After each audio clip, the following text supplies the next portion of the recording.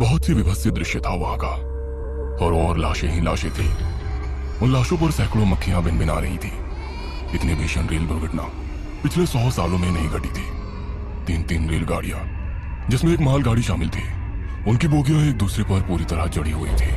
Train की general bogie समेत sleeper class और एसी की कहीं बोगियां एकदम तहस नहस हो गई थी। शायद कोई भी नहीं बचा था उनमें। 72 घंटे हो गए थे इस भयानक दुर्घटना के, लेकिन लाशों के निकलने का सिलसिला लगातार जारी था। बचाव दल वाले पूरी मुस्तैदी से अपना काम कर रहे थे। ट्रेन की बोगियों में फंसे लोगों को ट्रेन के डिब्बों को काट कर निकाला जा रहा था।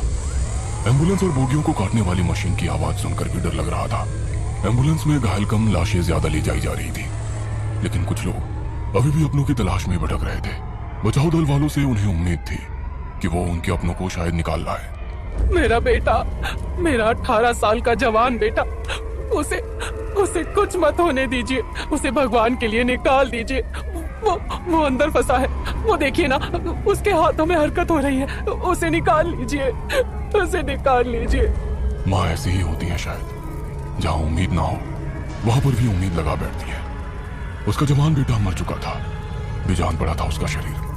फिर भी उसे लग रहा था कि उसके हाथों में हरकत हो रही है और चीख पुकार मची हुई थी।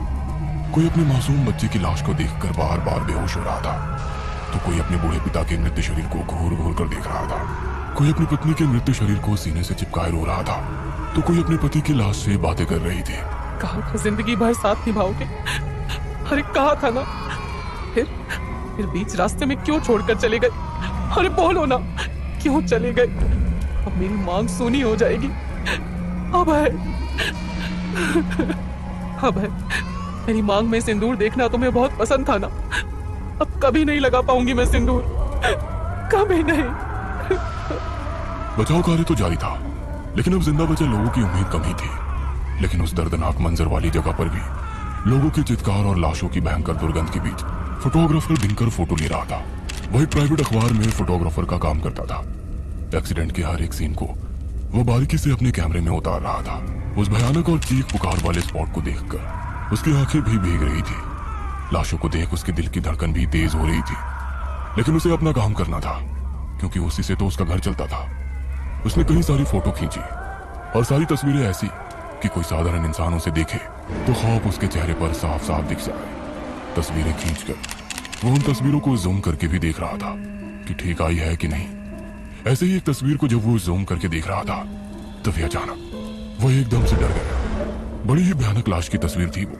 उसकी दोनों आंखें बाहर को निकल गई थी और वो आंखें ऐसा लग रहा था कि दिनकर को ही घूर कर देख रही है। तभी वहां अचानक बारिश शुरू हो गई। एक तो कड़ाके की सर्दी, ऊपर से बारिश। दिनकर का काम लगभग हो चुका था, इसलिए उसने अपनी बाइक स्टार्ट की और घर की ओर चल पड़ा। पूरे रास्ते उसकी आंखों के आगे दुर्घटना स्थल का ही सीन घूम रहा था। दिनकर घर पहुंच गया था। पिछले 2-3 घंटे से वो बहुत ही बिजी था। हर दिन लाशों की तस्वीर खींचना, उसे स्कैन करके ऑफिस ईमेल और पोस्ट दोनों करना उसका काम था। उस रात भी वो यही कर रहा था।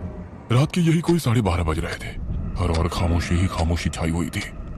दिनकर एक बार फिर से अपनी खींची तस्वीरों को जूम करके देख रहा था, क्योंकि वो कोई रिस्क नहीं लेना चाहता था।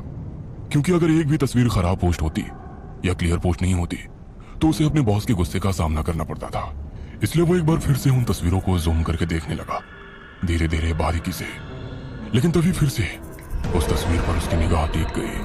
वो जल्दी से उसे हटाकर आगे बढ़ना चाहता था, लेकिन तभी उसे लगा कि उस लाश की आंखें तस्वीर से एकदम से बाहर निकल आई हैं और उससे कह रही है कि अरे मैं तो मर गया, अब मेरे मुर्दा शरीर को छोड़ दे, छोड़ दे। दिनकर का दिल जोर जोर से धड़कने लगा। उसने कैमरे को बंद किया और सिगरेट जलाई। सिगरेट का कश लगाते हुए वो अपने आराम कुर्सी पर बैठकर कुछ सोचने लगा। लेकिन तभी उसे लगा कि उसकी कुर्सी के पीछे कोई है। वो तेजी से पीछे घुमा, लेकिन वहां तो कोई नहीं था। अरे यहाँ तो कोई नहीं है, फिर मुझे ऐसा क्यों लगा कि कोई मेरे पीछे खड़ा है। दिनकर अब पूरी तरह डर गया था। उसे ना तो उन तस्वीरों को देखने का मन कर रहा था और ना ही अपने कैमरे को। लेकिन तस्वीर तो उसे किसी भी शर्त पर अपने बॉस को भेजनी ही थी। उसने एक बार फिर से हिम्मत की और खींची गई उन तस्वीरों को, जिसकी उसने प्रिंट भी निकाल रखी थी, टेबल पर इकट्ठा करने लगा। लेकिन तभी अचानक उसके कमरे का बंद पंखा ना जाने कैसे ऑन हो गया। सारी तस्वीरें इधर उधर उड़ने लगी।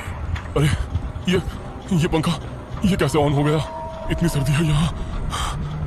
उसने पंखे का स्विच ऑफ किया और बिखरी पड़ी सारी तस्वीरों को इकट्ठा किया और अपनी टेबल पर उसे रखा। उसके बाद एक एक कर फोटो वो धीरे धीरे स्कैन कर रहा था। लेकिन तभी फिर से उसके कमरे का पंखा ऑन हो गया और तस्वीरें फिर से उड़ने लगी। दिनकर को समझ नहीं आ रहा था कि आखिर हो क्या रहा है। वो पंखा ऑफ करने के लिए उठने ही वाला था कि तभी पंखा अपने आप बंद हो गया। दिनकर ने सारी बिखरी तस्वीरों को एक बार फिर से इकट्ठा किया और उसे अपने टेबल पर रखे बड़े से पेपर वेट से दबाकर रख दिया।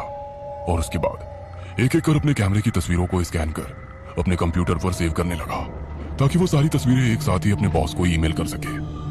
वो तस्वीरों को स्कैन करने में मगन था, लेकिन तभी दिनकर को ऐसा लगा कि कोई फिर से उसके पीछे आकर खड़ा हो गया है। उसकी तेज तेज सांसों की आवाज वो बिल्कुल साफ साफ सुन सकता था।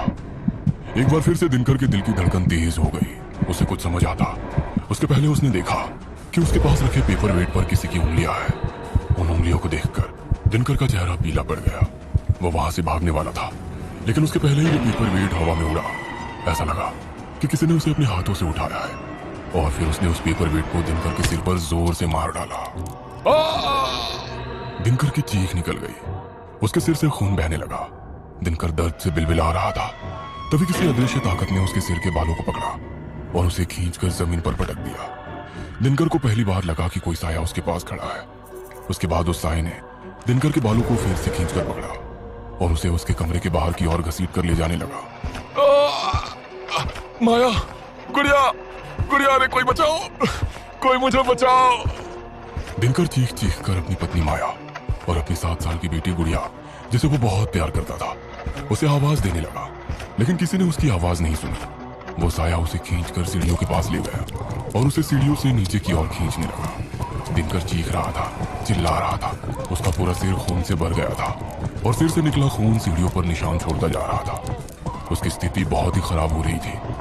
उसकी आंखों के आगे अंधेरा छा रहा था, लेकिन उस धुंधलाहट में भी उसे दर्दनाक स्थल की सारी लाशें दिखाई दे रही थी। लेकिन अब वो लाशें जिंदा थी और उसकी ओर घूर रही थी। एक 7-8 साल का मासूम बच्चा उसे न सिर्फ घूर रहा था, बल्कि उसकी आंखों में कई सवाल थे। अचानक उन सभी ने मिलकर दिनकर पर हमला कर दिया और उसके शरीर को नोचने लगे।